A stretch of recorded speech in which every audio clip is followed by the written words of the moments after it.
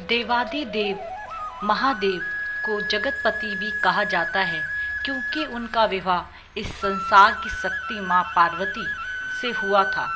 मान्यता है शिव और पार्वती के संयोजन से ही यह प्रकृति चलती है।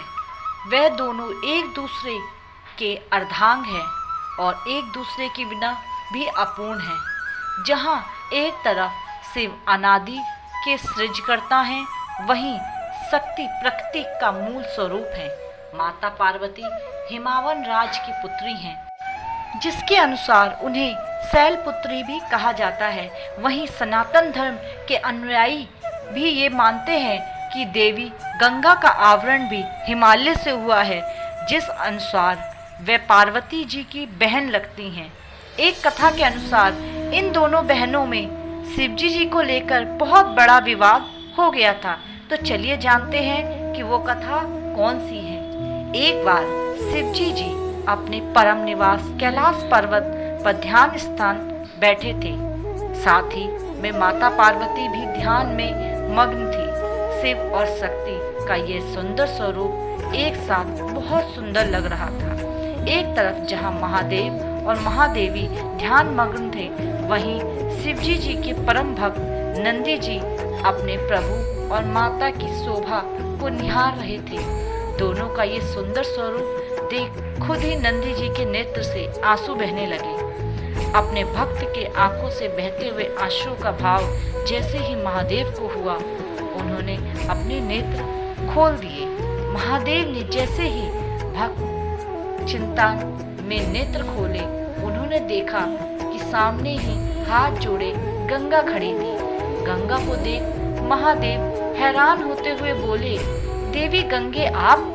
महादेव के वचन सुन गंगा बोली, हे आदि पुरुष, आपके स्वरूप को देखकर मैं आप पर मोहित हो गई हूँ। कृपया मुझे अपनी पत्नी के रूप में स्वीकार करें। ये सुनते ही पार्वती क्रोधित हो गई। जैसे ही ये स्वर माता पार्वती के कानों में पड़े, वो हैरान हो गई। गंगा की ये बात सुनकर उनके नेत्र लाल हो गए और क्रोधवश वो बोल पड़ी, देवी गंगा, सीमा ना लांघिए, मत भूलिए, महादेव हमारे पति हैं। यह सुनकर ठिठोली करते हुए गंगा बोली, अरे बहन, क्या फर्क पड़ता है?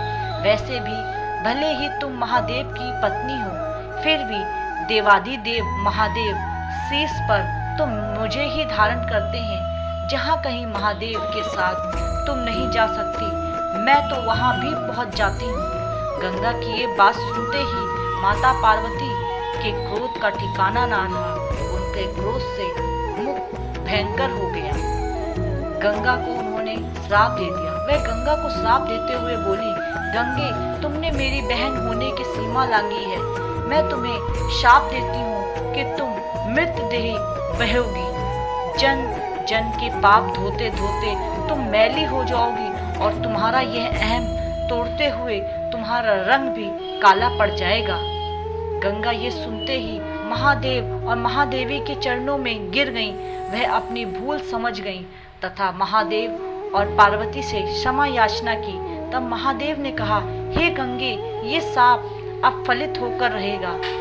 तुम्हारे पश्चाताप से प्रसन्न होकर हम तुम्हारे शाप से मुक्ति देते हैं। हे गंगे, तुम जनमानस के पाप से दूषित होगी, पर संत जन के स्नान से तुम्हारा शुद्धि तुम्हें वापसी प्राप्त होगी। इस क्रम के बाद से ही गंगा में स्नान से पाप धुलने लगे।